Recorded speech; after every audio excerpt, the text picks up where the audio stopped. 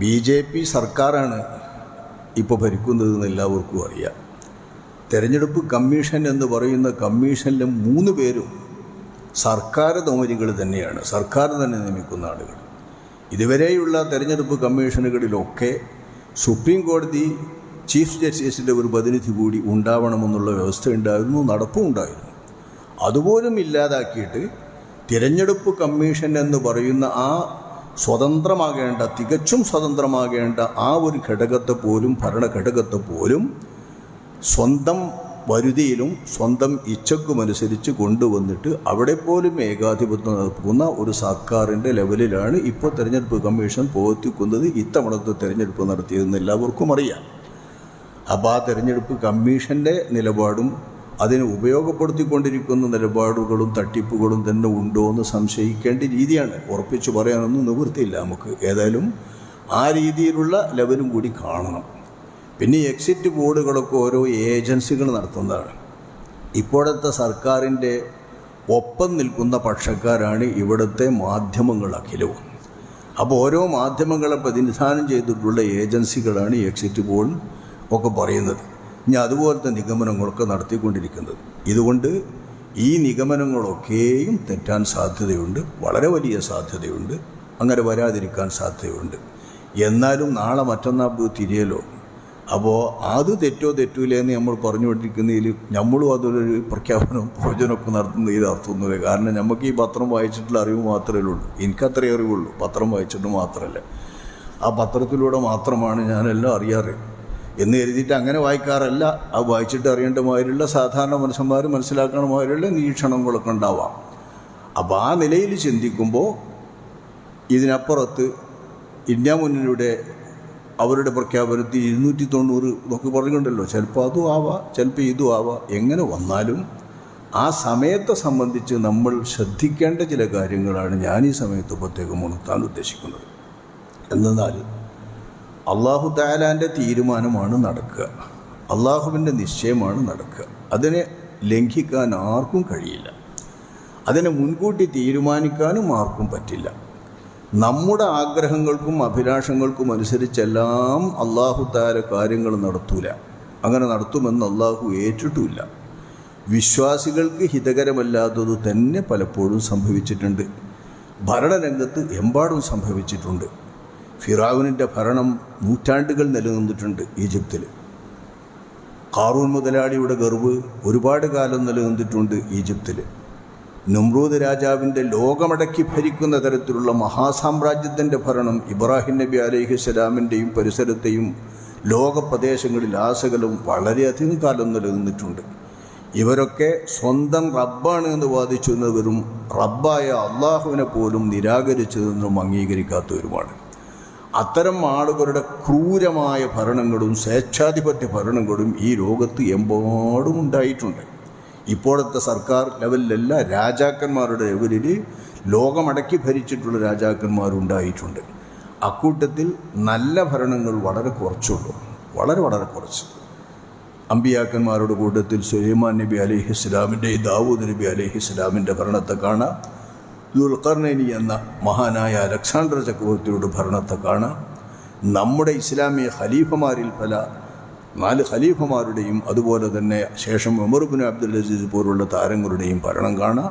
ഇങ്ങനെയൊക്കെയുള്ള അപൂർവമായ ഭരണങ്ങൾ മാത്രമേ നീതിപൂർവമായ സത്യവിശ്വാസികൾക്ക് സന്തോഷകരമായ ഭരണമുണ്ടായിട്ടുള്ളൂ. ബാക്കി ഭരണങ്ങളൊക്കെയും ഭരണമെന്ന നിലയിൽ കാണുന്ന എല്ലാ തിന്മകൾക്കും എല്ലാ ദൂഷ്യങ്ങൾക്കും ഇടം നൽകുന്ന അവസരമുണ്ടായിട്ടുള്ള ഭരണങ്ങളാണ്. അപ്പോൾ ഭരണം എന്ന് പറയുന്നതിൻ്റെ ദൂഷ്യങ്ങൾ കാലാകാലങ്ങളിൽ നിലനിൽക്കും. അത് ഇന്ത്യ രാജ്യത്തെ ജനങ്ങളെയും പരീക്ഷിക്കാൻ വേണ്ടി അല്ലാഹു സുബ്ഹാനഹു വ തആല ഈ മോദിക്കും മോദിൻ്റെ പാർട്ടിക്കാർക്കും കുറേ കാലം അങ്ങനെ നൽകിക്കൂടാന്നൊന്നുമില്ല. അങ്ങനെ നൽകിയാൽ നമുക്ക് അള്ളാഹുവിനെ കുറ്റപ്പെടുത്തേണ്ട കാര്യവുമില്ല. അപ്പോൾ ഇതുവരെ നമുക്കുണ്ടായിരുന്ന ആധിയും ഇതുവരെ ഉണ്ടായിരുന്ന ദുഃഖവും ഇതുവരെയുള്ള പ്രാർത്ഥന മനസ്സുവിനൊക്കെ സാങ്കത്യമുണ്ട്. കാരണം നമ്മളെ ആവശ്യങ്ങളും നമ്മളെ അഭിലാഷങ്ങളും നമ്മളെ വികാരങ്ങളും റബ്ബിൻ്റെ മുമ്പിലല്ലാതെ വേറെ എവിടെയാണ് വെക്കുക? അപ്പോൾ നമ്മൾ പ്രാർത്ഥിച്ചിട്ടുണ്ട്, നമ്മൾ പ്രവർത്തിച്ചിട്ടുമുണ്ട്. പരിശ്രമിച്ചിട്ടുമുണ്ട്. പല നിലയിലും നമ്മുടെ ഈ ഭരണത്തെ സംബന്ധിച്ചിടത്തോളം അത് നീങ്ങിക്കിട്ടുന്നതിന് വേണ്ടിയുള്ള നമ്മുടെ ആഗ്രഹങ്ങൾ പ്രകടിപ്പിച്ചിട്ടുണ്ട്. അതെന്നും പ്രകടിപ്പിക്കുകയും ചെയ്യും. പക്ഷേ സംഭവിച്ചു കഴിഞ്ഞാൽ പിന്നെ ആ സംഭവത്തോടു കൂടെ നമ്മുടെ ആധിയുടെ അവസരം കഴിഞ്ഞു. അത് വിശ്വാസികളെല്ലാവരും ഉണർന്ന് ചിന്തിക്കേണ്ടതാണ്. പിന്നെ നമ്മൾ ദുഃഖിച്ച് ഇങ്ങനെ കുത്തിരുന്നിട്ട് കാര്യമില്ല. കാരണം സംഭവിക്കുന്നതൊക്കെ അള്ളാഹുവിൻ്റെ വിധി മൂലമാണ്. അള്ളാഹുവിൻ്റെ വിധിക്ക് അതീതമായി ഒന്നും ഇവിടെ സംഭവിക്കുന്നില്ല. ആ വിധിക്കനുസരിച്ച് മാത്രമേ കാര്യങ്ങൾ നടക്കൂ എന്ന് എല്ലാവർക്കും അറിയാം. ചെയ്യുന്നത് നമ്മളാണ്, തോന്യാസം കാട്ടുന്നത് നമ്മളാണ്, തിരഞ്ഞെടുക്കുന്നത് നമ്മളാണ്. നമ്മളെന്ന് പറഞ്ഞാൽ ഇന്ത്യയിലെ മഹാജനങ്ങളല്ലേ, മഹാഭൂരിപക്ഷം ജനങ്ങളും എങ്ങനെയാണ് ഇന്ത്യ രാജ്യത്ത് നമുക്കറിയാലോ. അപ്പോൾ ആ നിലക്കൊക്കെ ശരിക്കുള്ള തിരഞ്ഞെടുപ്പ് തന്നെ ആയി വന്നാലും ആ തരത്തിലുള്ള ഭരണം സംഭവിക്കുന്നത് അള്ളാഹു അറിയാതെ പോകുന്നില്ലല്ലോ. അള്ളാഹു അറിയാതെ ഇവിടെ ഒന്നും നടക്കുന്നില്ല. ഒരില കൊഴിഞ്ഞു വീഴുന്നത് പോലും അള്ളാഹു അറിയും. അള്ളാഹു അറിയാതെ ഒരില പോലും കൊഴിഞ്ഞു വീഴുന്നില്ല എന്ന് ഖുർആൻ പറയുന്നുണ്ട്. ആ വിധമുള്ള അള്ളാഹുവിൻ്റെ അറിവനുസരിച്ചും തീരുമാനമനുസരിച്ചുമാണ് കാര്യങ്ങളൊക്കെ നടക്കുക എന്ന് വന്നാൽ അസമയത്തോടുകൂടെ നമ്മൾ അള്ളാഹുവിൻ്റെ തീരുമാനത്തിൽ പൊരുത്തപ്പെടുകയും അംഗീകരിക്കുകയും ചെയ്യലാണ് വിശ്വാസിയുടെ ധർമ്മം, വിശ്വാസിയുടെ കടമ. ഈ കടമ വിസ്മരിച്ചുകൊണ്ട് വെറുതെ മനസ്സ് പുണ്ണാക്കിക്കൊണ്ടിരുന്ന ഓന് ആ വേദനിച്ചത് കിട്ടും. മനസ്സിലായോ? ക്ഷമിച്ചതിൻ്റെ ദുഃഖം ഉണ്ടാവില്ല, അല്ല കൂരുണ്ടാവില്ല, ഇതൊക്കെയും നഷ്ടപ്പെട്ടു പോകും. അപ്പം അതില്ലാതിരിക്കാൻ വിശ്വാസ സമൂഹം പ്രത്യേകം ശ്രദ്ധിക്കണം. മഹാനായ ഇബ്നു ഉമർ റളിയല്ലാഹു അൻഹു തങ്ങളവർകൾ തൻ്റെ ഒരു മകന് അസുഖം ബാധിച്ചപ്പം വല്ലാതെ പൊറുതികേട് കാണിച്ചു. വല്ലാത്തൊരു പ്രയാസം അത് കണ്ടപ്പോൾ വല്ലാണ്ടായിപ്പോയി എല്ലാവർക്കും. എല്ലാ ആളുകളും പറഞ്ഞു ഈ മൂപ്പരുടെ വയസ്സുകാലത്താണ് ഈ വയസ്സായ ആള് ഈ കുട്ടിക്ക് അസുഖം വന്നപ്പോൾ തന്നെ എങ്ങനെ കാണിച്ചാൽ ഇനി ഈ കുട്ടി എങ്ങാനും വേർപെട്ടു പോയാൽ എങ്ങനെയൊക്കാരും ഇയാളെ പിന്നെ പിടിച്ചാൽ കിട്ടുമോ, ഇവനും വല്ലതും സംഭവിച്ചു പോകുമോ എന്ന് ആളുകൾ ശങ്ക പറഞ്ഞു. അപ്പം അത്ര വലിയ ആധിയും പ്രയാസവും ദുഃഖവും ഈ രോഗാവസ്ഥയിൽ മൂപ്പർക്കുണ്ടായി. ആ രോഗാവസ്ഥ കഴിഞ്ഞ് കുട്ടിയാണ് മരിച്ചു. കുട്ടിയാണ് മരിച്ചപ്പോൾ കണ്ടിക്കണ ഇബ്നു ഉമർ എന്നവർക്ക് സ്റ്റഡിയാണ്. മൂപ്പരുടെ ഉഷാറായി, യാതൊരു ഭാവഭേദവുമില്ലാതെ സർവാത്മന അള്ളാഹുവിൻ്റെ വിധി അംഗീകരിച്ചുകൊണ്ട് ഒരു നല്ല ധൈര്യത്തോടുകൂടെ ഒരു കുട്ടി പിറന്ന സന്തോഷമെന്ന പോലെ ബഹുമാനപ്പെട്ടവർ ആ വിധിയെ സമ്പൂർണ്ണമായി സർവാത്മന സ്വീകരിക്കുകയും പൊരുത്തപ്പെടുകയും മൂപ്പരിങ്ങനെ ഉഷാറായി തന്നെ ആ കുട്ടിയുടെ അനന്തരകർമ്മങ്ങളൊക്കെ നിർവഹിക്കുകയും എല്ലാത്തിനും നേതൃത്വം നൽകുകയും ചെയ്തു. അപ്പോൾ ആളുകളും കുടുംബങ്ങളും ചോദിച്ചു, സോക്കേടായപ്പോൾ ഇങ്ങനെ വേദനിച്ച നിങ്ങളുടെ ഈ വേദനയും വിഷമങ്ങളും മറ്റൊക്കെ എവിടെ പോയി? അപ്പോൾ മഹാനായ ഇബ്നു ഉമർ റളിയല്ലാഹു അൻഹു തങ്ങളവർ പറഞ്ഞത് അതൊക്കെ അള്ളാൻ്റെ വിധി സംഭവിക്കുന്നതിന് മുൻപാണ്. അള്ളാൻ്റെ വിധി ഇങ്ങനെയാണ് എന്ന് നമ്മൾ അറിയുന്നതിൻ്റെ മുൻപാണ്. നമ്മളറിയുന്നതിന് മുൻപ് നമ്മുടെ മക്കൾക്ക് അസുഖം വന്നാൽ നമുക്ക് വേദന ഉണ്ടാവുമല്ലോ. അത് സുഖമായി കിട്ടാനുള്ള വല്ലാത്ത ഉത്കടമായ അഭിലാഷം കാണും.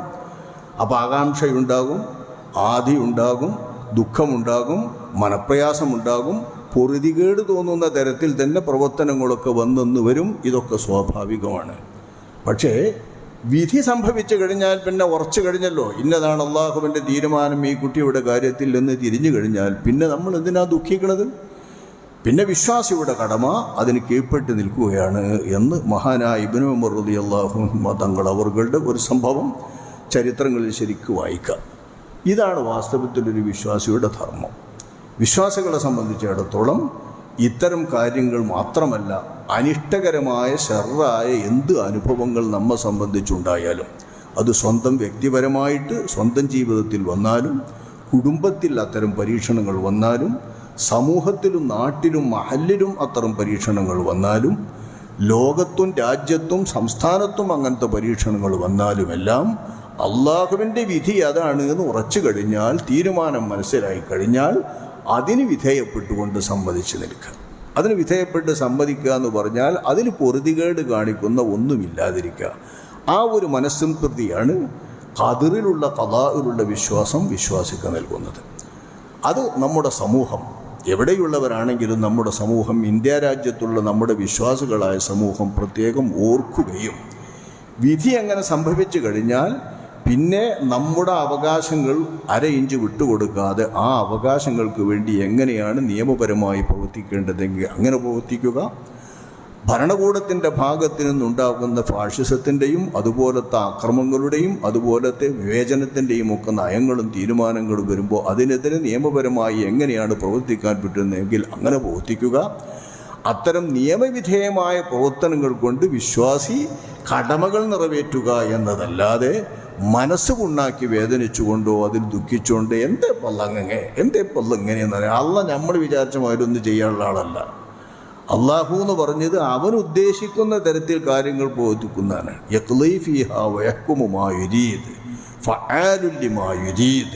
അള്ളാഹു ഉദ്ദേശിക്കുന്നതാണ് അള്ളാഹു ചെയ്യുക, നിങ്ങൾ ഉദ്ദേശിക്കുന്നതല്ല എന്ന് വിശുദ്ധ ഖുർആനിൽ പലതവണ അള്ളാഹു തആല അറിയിക്കുന്നുണ്ട്. അപ്പോൾ അള്ള ഈ മോദിക്ക് അധികാരം കൊടുക്കാൻ തീരുമാനിച്ചിട്ടുണ്ടെങ്കിൽ നമുക്കതില്ലാതാക്കാനൊന്നും കഴിയില്ലല്ലോ. അത് അയാൾക്കുള്ളൊരു പരീക്ഷണമാകാം. പറ്റ വൃത്തി കെട്ടിട്ട് പറ്റ നാറിയിട്ട് ആർക്കും വേണ്ടാത്ത ഒരാളായിട്ട് പിന്നീട് മാറേണ്ട ഒരു സ്ഥിതിയിലേക്കാകാം. അങ്ങനെ ഭരണം കൊണ്ടൊന്നും ആറുമല്ലോ. അങ്ങനത്തെ വല്ല നല്ല ചിന്തകളൊക്കെ വെച്ചിട്ട് ശുഭാപ്തി വിശ്വാസക്കാരായി ഈ വിധി പൊരുത്തപ്പെട്ടുകൊണ്ടിരിക്കുകയാണ് വിശ്വാസികൾ ചെയ്യേണ്ടത്. വിധി വന്നു കഴിഞ്ഞാൽ പിന്നെ പൊറുതികെട്ട് കാട്ടരുത്. അതുവരെ നമുക്ക് പ്രാർത്ഥിക്കാം, പടച്ചോനെ നമുക്ക് അനുകൂലമായി നമ്മുടെയൊക്കെ മനസ്സിനെ സന്തോഷിപ്പിക്കുന്ന തരത്തിൽ നമ്മൾ വെറുക്കുന്ന ഒരു ഭരണകൂടമയുടെ വരാത്ത സ്ഥിതി ഉണ്ടാക്കണേ എന്നൊക്കെ നമുക്ക് വെക്കാം. അങ്ങനെ നമുക്ക് പ്രാർത്ഥിക്കാം.